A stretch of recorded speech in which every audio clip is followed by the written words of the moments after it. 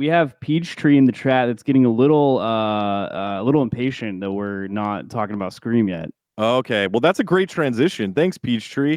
I feel like Oh, Mike Dojo said I just went there.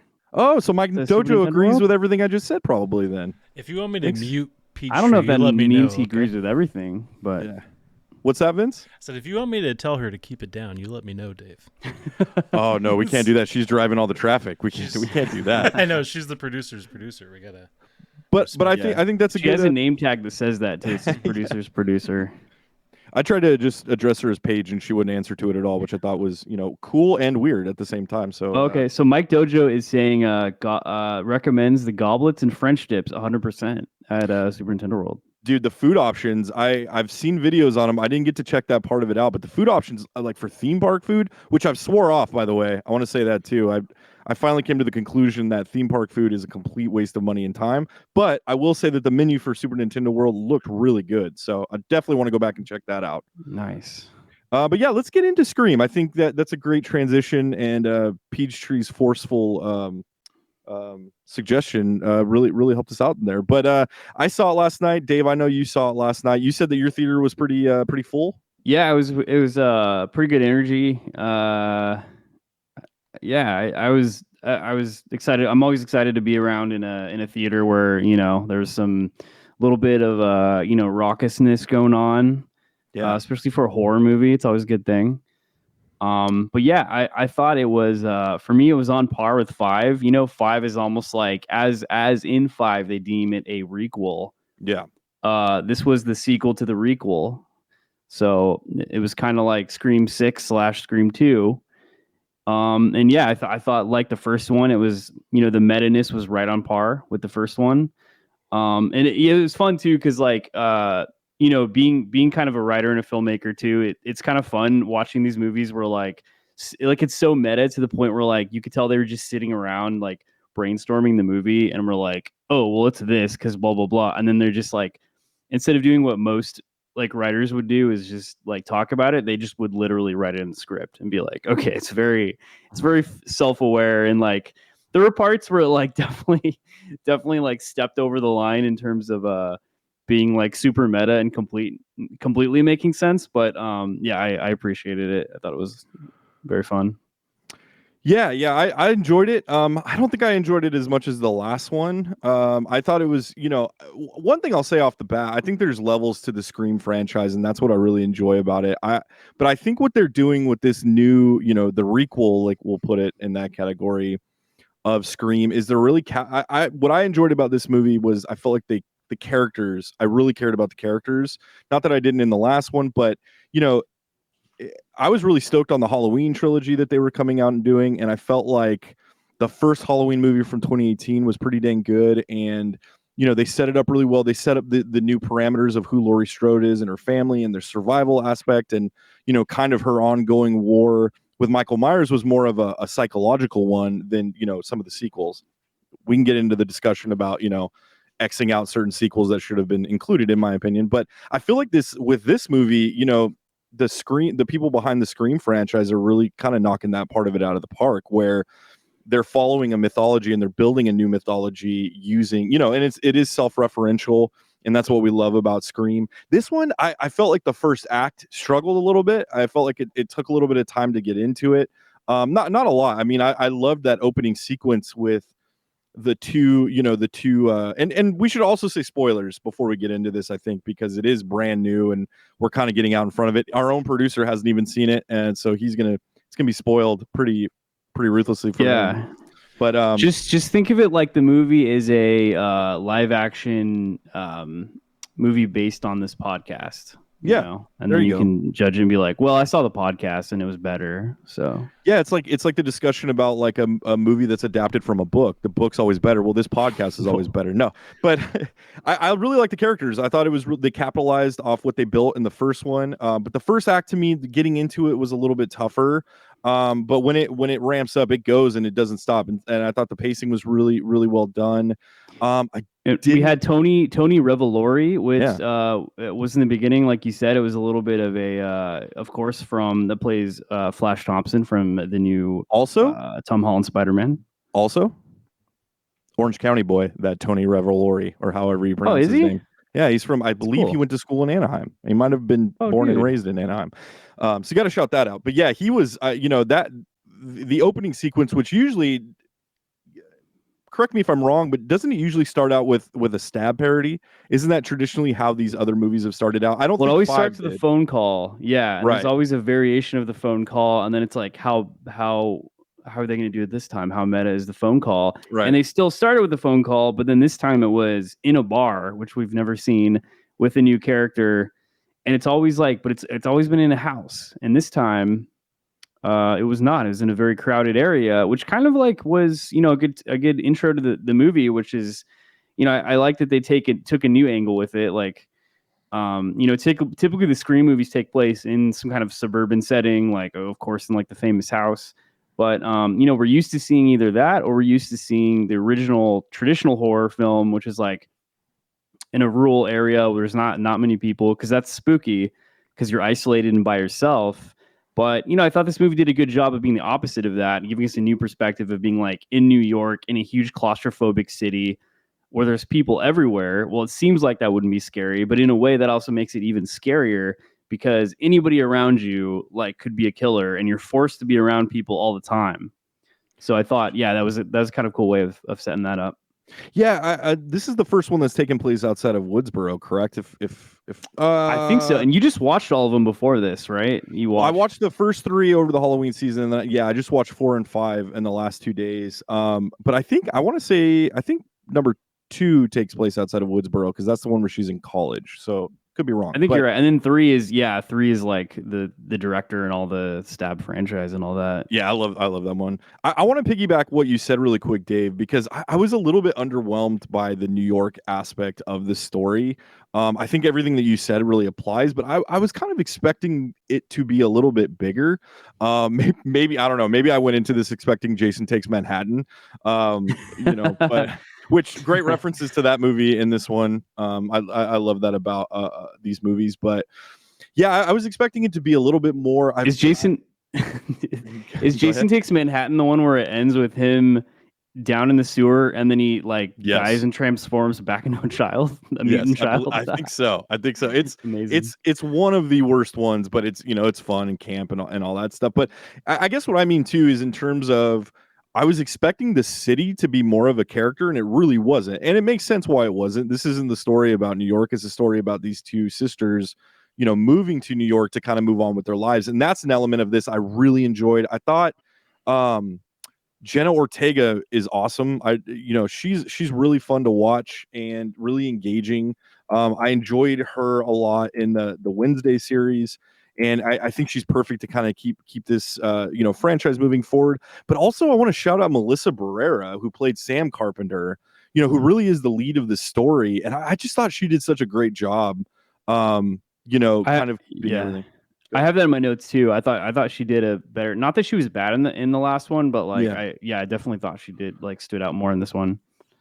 Yeah, and I think I would say that across the board for all the characters. I thought, all of the characters coming into this movie, they all have baggage, and I made a joke about it with you before we jumped on the stream, but the core 4 element I thought was really funny, and obviously supposed to be corny, and I mean there's even jokes made about that, but I love that aspect, and I really left this movie going like, man, I really want to see these characters again. Yeah, and just again taking things so meta, I thought it was okay. So now super spoilers, because we're going to talk about who the killer is, and you don't want to know that if you're going to watch it. But what's cool about this one is that they always are one step ahead of you in what you're going to guess. And I thought they did a cool job too, because they essentially, when it's finally revealed who the killer or killers are, they straight up told you towards the beginning of the movie who they most likely would be, and then they're straight up that's who it was, right? And or at least two out of the 4, at least 2 out of the prime suspects, where they're like, okay, well, it's obviously you guys, because you're just got here, and you're like, oh, you're that person's roommate, okay, yeah. And then it actually was, which is pretty awesome. And you never assume it, because these characters are already established with the with Sam and what was the name of Jenna Ortega? Tara. So with Sam and Tara, they're already like months into this. Well, I guess Sam isn't in college with Tara, but she's kind of moved to New York to kind of be the shepherd and watch and make sure Tara doesn't get in trouble. Yeah, I dug it, man. These movies are awesome because you go into them and they're self-contained, but I like that they're building a mythology here in a way almost that, almost in a way that Wes Craven didn't with the first 4. I guess he did number 4 too. 4 rewatching 4, it doesn't hold up as well because it's so self-referential that it's a little bit dated now. I don't know how long it's been since you've seen that one. I watched it. Go ahead. Sorry. Oh yeah, for sure. Like, I would say, like, going back to even the first one, like at the time it was like incredibly meta, and it was really at a time where like movies weren't like meta. Like you weren't assuming that the audience has like this whole like knowledge base in their minds when they're going to see your movie. And it was like, more of an actual parody but every single Scream is like layered so much onto itself. Where like now we're at a point where like it's so smart. It's assuming that the viewer is like so smart, right? And we are like, it's like we have such a knowledge base of everything. It's building upon not only the mythology of its own franchise, but of every horror film that's ever come before it. And I thought it was pretty awesome that they got the rights to like so many other things. Like they're like super quick in the subway, but like when they're doing the really cool visual shots of claustrophobic, the lights conveniently going out for the killer at certain points. But like it was cool that they had Freddy Krueger. They had, I think someone had like definitely Halloween. I can't remember if there was a Jason mask. Oh, you're talking about like cool. Because it takes place over the Halloween holiday, so everybody on the subway, and that was cool. And to your point from before, that was really cool too, that it was kind of carried over into the city, because they're walking through New York City and there's people that are dressed up like other horror icons. I thought that was super creative and super unique. It's this idea that like anybody that is scary, we're like, that's like the best time to get away with that kind of thing. I mean, the Halloween franchises has done that too, but the easiest way to get away with something is to be super obvious, and you can be in a subway and stab someone and get away with it because there's so many other people with scream masks on, or I should say ghost face. I think this one ranks up there with the overall Scream franchise, I would say.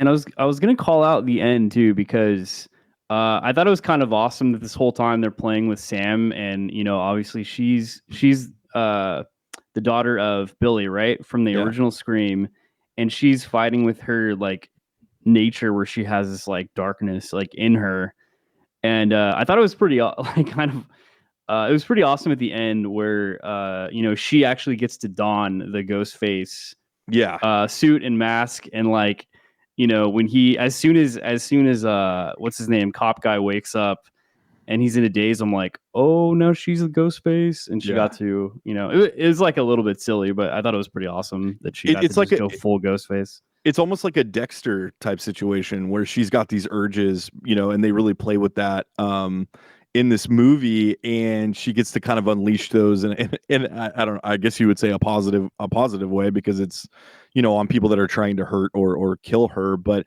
I think that's something that they're playing around with that I really like too.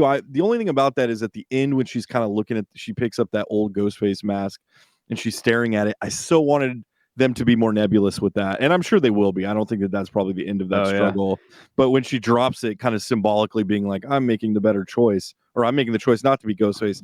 I almost wish they wouldn't have done that. I wish that they would have left it, if she would maybe have tucked the mask in her purse or her jacket or whatever, just to imply, a little bit more going on. I mean, it's kind of what I was wondering could be obviously like where they're going, if this is going to be like a trilogy. I don't really know what it's going to be, but I was kind of wondering that too. But it does tie up the arc of this movie like really well to have her like, okay, cool. Like I acknowledge that energy and I'm going to throw it down.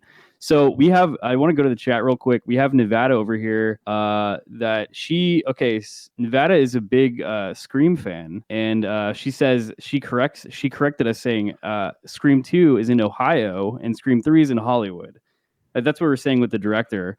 And then she's agreed with us saying, same, I want a victim becomes the villain moment. which I would argue we kind of got at the end, which was fun. But I agree too that it kind of would be interesting. Like maybe that theme will still come back. I don't know. Yeah, I definitely think that's something that they could play with. And that's a little bit, I hate to keep going back to this new Halloween trilogy because it doesn't really, it doesn't really deserve scrutiny. But that was like what I'm getting from these Scream movies is what I was really hoping for from the Halloween reboot or the Halloween, whatever we're calling it, sequel, true sequel trilogy. That it didn't seem like they're, it didn't seem like they had a built out mythology. It seemed like the first one was so reactionary to the original, and then they were like, we're going to go off in this other direction.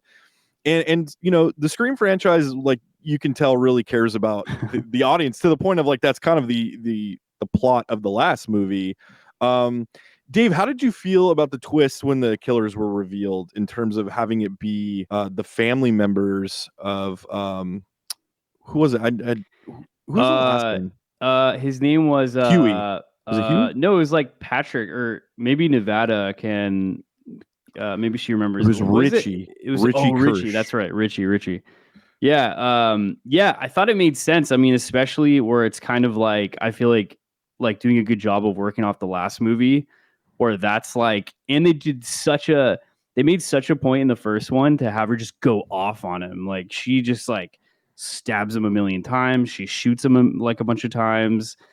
So like I did think that kind of worked where you have like the family that's like knowing how he died and how savage he died. Yeah. I thought it made sense. And also like I was kind of wondering if at any point they were gonna do 3 ghost faces because it's always been 2. Yeah. With one exception where it was only 1 as a twist. Which they talk about that in this movie. Yeah, so there's actually in a way 3, even though I think only 2 of them are wearing the ghost face gear, but they have their dad that's kind of like the end boss. And I gotta say, like, I suspected him too when he says like earlier when they're talking to him, and like supposedly his daughter died. And he's like, anyone who fucks with my family deserves to die. But like something about the way he says, I was like, wait a second. Yeah, wait a minute, buddy. He really means that. Yeah, and I like what they did with Kirby. Scream 4 is like my least favorite one of the franchise. But I thought it was cool what they did with Kirby. I thought, I liked the way that they played it, that you didn't really quite know where she came down on it. So that got me. I wasn't really, I didn't really see it coming where she was, the hero in the end or one of the heroes in the end. But again, that's what this series does so well is it brings back characters from all these different generations of movies and finds a way to weave them in. Obviously, Nev Campbell wasn't in this one. First one that Nev Campbell's not in. First one that David Arquette's not in. But rewatching Scream 5, I love the way he goes out. I love the savagery. And then she even says, Ghostface says after killing him, like, it's been an honor, which is so interesting because really it's it's perspective of the audience. But Scream 5 has the best line in the whole series where, Courtney Cox is talking to the killer and she's like, you killed my best friend. And she goes, yeah, and he died like a pussy. I love that line so much because it's so brutal, after just seeing how he got savaged, in cold blood, and then having her hear that line that's so arrogant. I loved it. But yeah, I like all the talks about like all the legacy, like how they just broke down like, well, the the legacy characters, they're not safe either because we're in the age of requels now, especially like to me the biggest one that sticks out is Star Wars and how they treated like the legacy characters of Star Wars and the backlash of it and everything.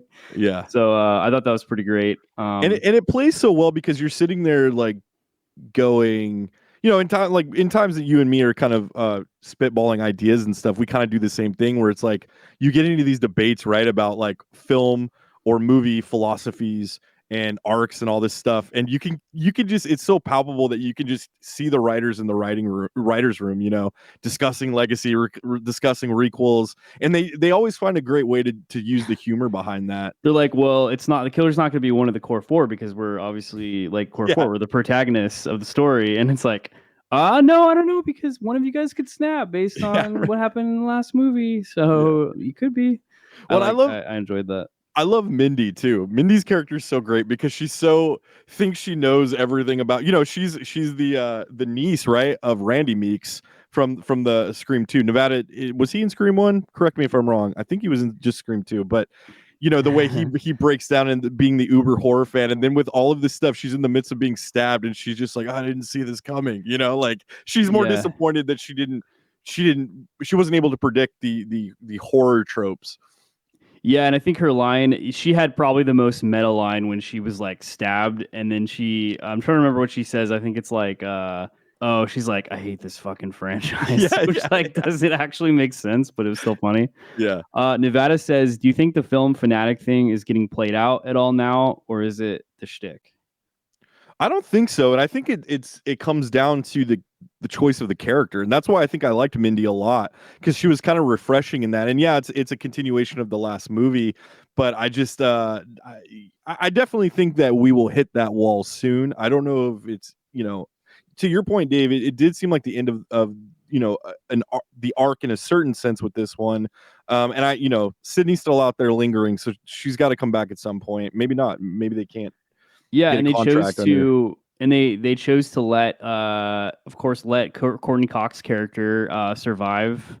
Yeah, Gale Weathers for another time. It seemed like maybe she was going to get killed off, but they didn't. They didn't Luke Skywalker her. Well, dude, that's kind of my thing too that I wanted to bring up to you. How many people in this movie got stabbed in vital organs and survived? And I couldn't. Quite a few. It bothered me a little bit because I was like, you know, they even make a mention of like, I don't remember if it was in the last one or one of the previous movies, but they have a discussion about like nobody's safe, right? It's like the Game of Thrones thing. Your favorite. Yeah, it's character. like, oh, this is a sequel to the first one, so no one's safe this time.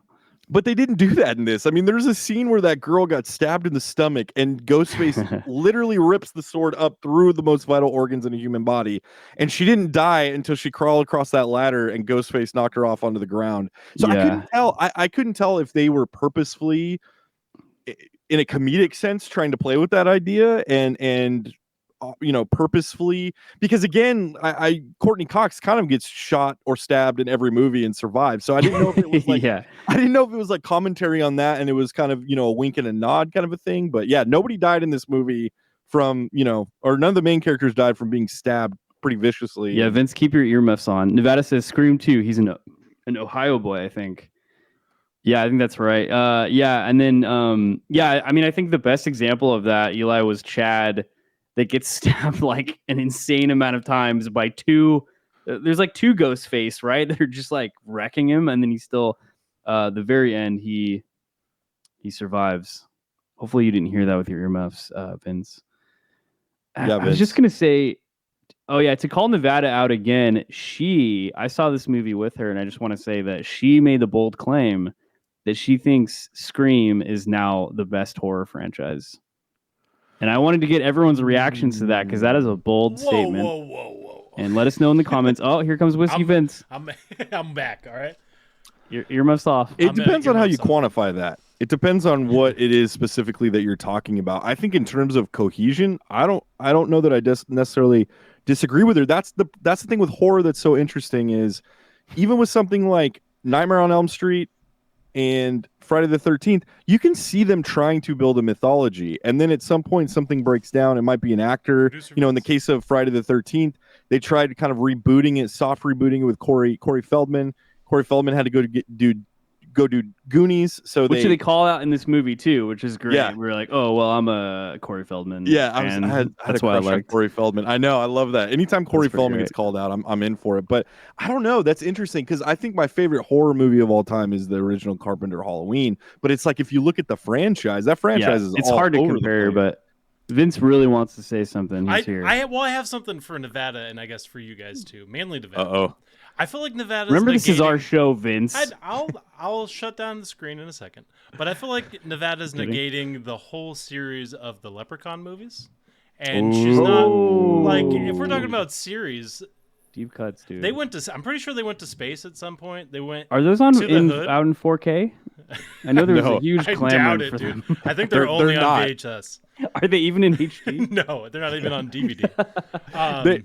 It's weird. Vudu and all the digital platforms specifically say we have them in VHS format. So I thought that was weird. They're like, we'll ship you the VHSs, but that's all we got. Yeah, nostalgia, baby. Well, what do you have to say to that, Nevada? Nevada's putting like these emojis in here. I don't even know what that is. I don't know what those emojis are. She's a Twitch kid, dude. She knows what she's doing. Yeah. But I don't like. That's a very interesting, Nevada. That's a very interesting statement. And I initially want to bristle at it, but I don't think I can. Like, I think in terms of relevancy and in terms of mythology, they find a way to make it fresh. And because yeah. Oh yeah, I was just gonna say like, and the only reason Scream is here is because it's based on the horror films that came before. Yeah. It. It's based on that mythology, and it wouldn't exist otherwise. PG Tree says Scream is by far my fave, so I guess she agrees with that. And Nevada says there's cohesion in the Scream franchise. That's there true. is. And then how long has the series been going? Because I saw something that said like 20 something years. Almost 20 years. 96. Well, I guess it is 20 years. Yeah, I guess it's going on 30 years at this point. So it's not exactly crazy. Halloween that's been around since the 70s, but that's a pretty long time at this point. But in the sense of how many movies they've done, no, it's fine. I'm kind of with her on this one, and I'd never even really thought about it because I definitely like Eli. I do love the Halloween movies, and like what is this, the 6th movie? They don't have like that awkwardness where it's like, okay, only watch the first 2 and then skip all of the rest. Yeah, 100%. And then this one, like they all are good. Watch in their part own 1 sense. and 2 and Jason X. Yeah, exactly. Or like the Halloween. Or you don't have a season of The Witch where it's like you have 2 Michael Myers movies, and then all of a sudden the third one is like, oh, he's not in it at all. Oh, yeah. We're gonna take this in it. And I love season of The Witch. I think season of The Witch doesn't get the credit it deserves because of that departure from Michael Myers, but. Yeah, it's weird. There's so much baggage with horror franchises that you and the other thing I'll say too, just from a strictly, you go to any elementary school Halloween parade, Ghostface is going to be in there. That's true, Those man. Kids love Ghostface, and I don't know what that says about America or kids, but it definitely is always relevant. Like you always see those masks, and you always see that represented. That and Chucky. I was about to say you'll also see Chucky, dude. Which I was working at an elementary school, and the kids were coming in Chucky shirts, and I was like, I don't know if you've watched this or if you should have watched this. And they had like the Bride of Chucky, like one of the kids had a Bride of Chucky shirt, and I was like, I need that shirt. Well, it's all about Seed of Chucky. Yeah. Seed of Chucky. See, that's what I'm talking. What we're talking about, the Seed of Chucky. That's I think Nevada's statement stands. I can't think of another. Like Saw has how many movies now? Like 27. I can't watch the Saw movies. They're too much. It's too much gore porn. I don't enjoy like. The gore element of horror movies isn't necessarily what I go to horror movies for. I mean, I love in Scream. The other thing Scream does really well is they reinvent the kills. I always look out for that, and I'm always excited to see what they do with it. And it's always something new and always something creative. So that's another part of it. I think Nevada's right. I think Nevada is right. Dude, I think it's just smart, dude. Yeah, they're just so smart at this point because they're so like, I guess you would call them postmodern, like extreme postmodernism, and we're in an age where like everything feels like it has to be postmodern, and I feel like I'm like really sick of that, honestly. Like I feel like Deadpool did it pretty well for the most part, but like you're right, like it's a shtick that like how many times can you draw attention to the fact that you're self-aware? Yeah. But I feel like these movies do it in such a smart way, and they use it as commentary for like the world and for other films, and like so I don't know. You know why though? Because they're honest about it. It's not used as some cheap like gimmick. They're honest about the state of the world, but also the state of like the film industry. In a way, it's super refreshing. And the other thing too is like you have different visions going on now. This was started. The first 4 movies were done by Wes Craven, and were kind of his babies. He's no longer here. You have these other guys. I think they did Ready or Not, which I didn't particularly care for, but they're just knocking these movies out of the park. I hope they go to space. I hope we get to a place of I'm over the multiverse stuff. I'd love to see a multiverse movie with all of the horror icons, like Freddy versus Jason on steroids and good. I would love to see that. Dude, it'd be amazing. What was the movie? Or Freddy. Okay, wait. What was the movie where that like did it for the first time? Where Alien versus Predator, I believe. Jason. Okay, there was one of the Friday the 13th where at the end. Oh, where Freddy like pulls him into hell. Was that Jason Goes to Hell? Okay, that makes sense. No, because I think that was leading up to Jason Goes to Hell. I think that was the one right before it.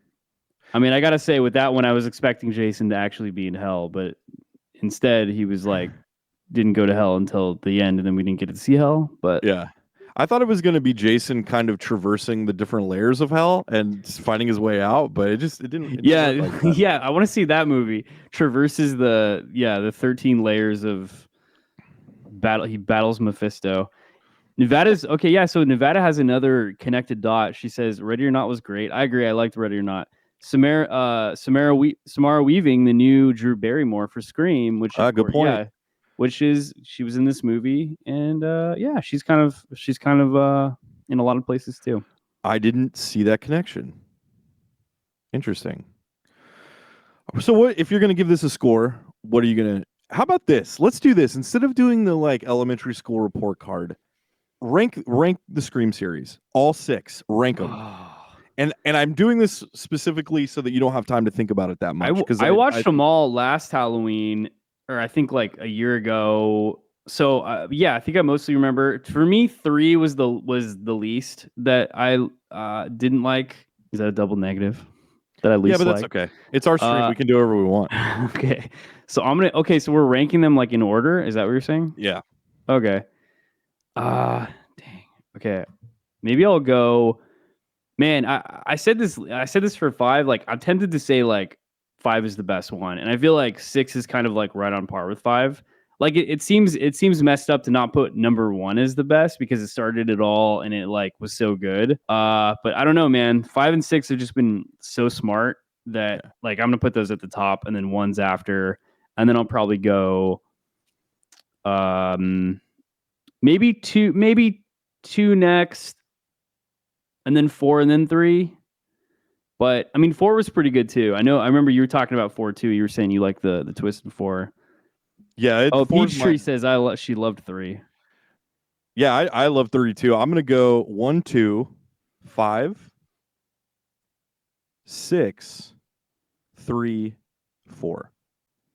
Okay, so that's not too far. Okay, so Nevada says the opinion we've all been waiting for: 1, 5, 2, 6, 3, 4. So that's pretty. We're not too far off. Whiskey Vince says 1, 5, 2, 3, 4. I love that it's like he sadly left 6 off the list completely because he can't place it yet. That one's to be announced, dude.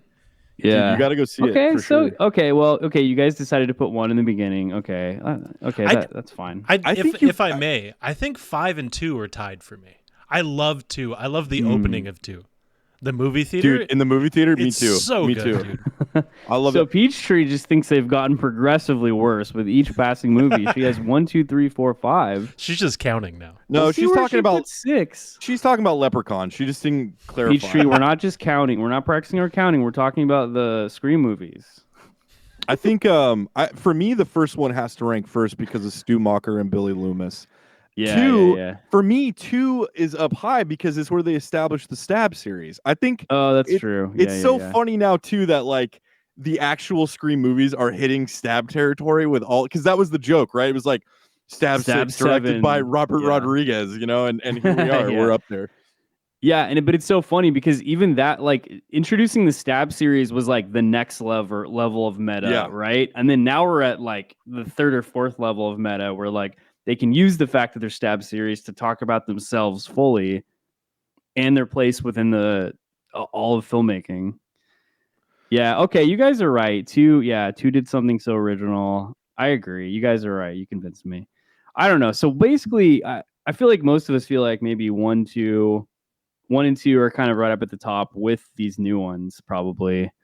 3 and 4 kind of ran out of ideas a little bit. Yeah, and I think 4, to me, 4 just doesn't hold up as well. I remember seeing that one in the theaters and enjoying it.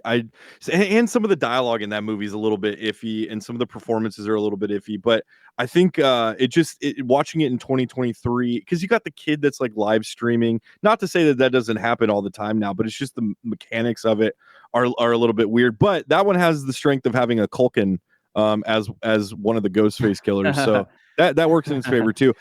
With all that said, the worst Scream movie is still an enjoyable thing for me, and I love watching them during the Halloween. They're kind of the quintessential Halloween movies. And I think what's great about them too is that they don't run the risks of taking themselves too seriously, like almost all horror movies, where you get to a point and we're like, okay, that's kind of campy, and they thought it looked awesome.